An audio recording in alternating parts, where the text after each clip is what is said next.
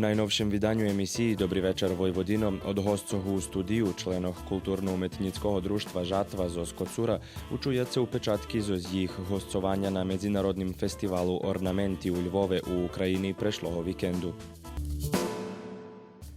Uvidíte i širšiu reportážu zo 57. Medzinárodného poľoprivredno-poživového sajmu Agra, ktorý koncom avgusta otrimaný o Hornjej Radgoni u Sloveniji, a toho roku bol u znaku vojvoďansko-slovenského stretnúca za drugároch.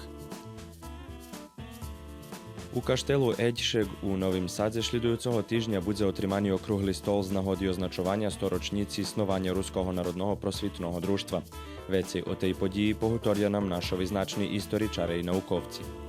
Dobrý večer Vojvodino na štvrtok na 20 hodín.